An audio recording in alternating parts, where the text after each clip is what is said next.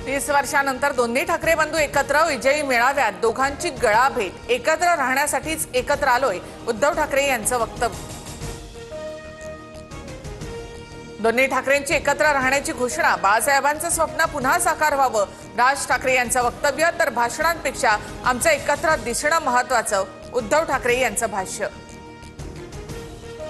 राज उद्धव ठाकरे एकत्र आल्यानंतर संपूर्ण ठाकरे कुटुंबाचं एकत्रित फोटो सेशन। रश्मी ठाकरे, शर्मिला ठाकरे, मिताली ठाकरे उपस्थित।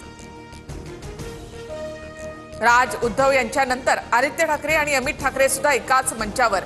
अमित आणि आदित्य ठाकरेंनी वज्रमूठ दाखवली। जे बाळासाहेबांना जमलं नाही ते फडणवीसांनी शक्य करून दाखवलं। 20 वर्षांनंतर आज मी आणि उद्धव एकत्र आलो, राज ठाकरे यांचा मुख्यमंत्री फडणवीसांना टोला। आमच्यातील अंतरपाठ अनाजी पंतांनी दूर केला। राज ठाकरे यांच्यानंतर उद्धव ठाकरे यांचाही देवेंद्र फडणवीस यांना टोला। दोन बंधू एकत्र येण्याचं श्रेय दिलं त्याबद्दल आभार मानतो। बाळासाहेब ठाकरे यांचे आशीर्वाद मलाच मिळत असतील, मुख्यमंत्री देवेंद्र फडणवीसांचं ठाकरे बंधूंना प्रत्युत्तर। मालकासमोर जय गुजरात म्हणणारा बाळासाहेबांच्या विचारांचा पाईक कसा असेल, उद्धव ठाकरेंचा एकनाथ शिंदे यांच्यावर हल्लाबोल। तुम्ही जय गुजरात म्हणाला नाहीत का? तुम्ही लुंगी डान्स केला नाही का? ठाकरेंच्या शिंदेंवरच्या टीकेनंतर संजय शिरसाटांचा खोचक सवाल।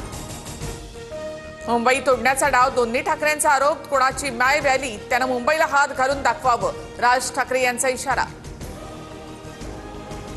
ठाकरेंच्या काळामध्ये मराठी माणूस मुंबईतून हद्दपार झाला, मात्र आता मराठी आणि अमराठी दोन्ही आमच्या सोबत। मुख्यमंत्री फडणवीसांची उद्धव ठाकरे यांच्यावर टीका। बाळासाहेब आणि श्रीकांत ठाकरे इंग्रजी माध्यमात शिकले, बाळासाहेब आणि श्रीकांत ठाकरेंच्या मराठीवर शंका घेऊ शकता का? टीकेवरून राज ठाकरे यांचं उत्तर।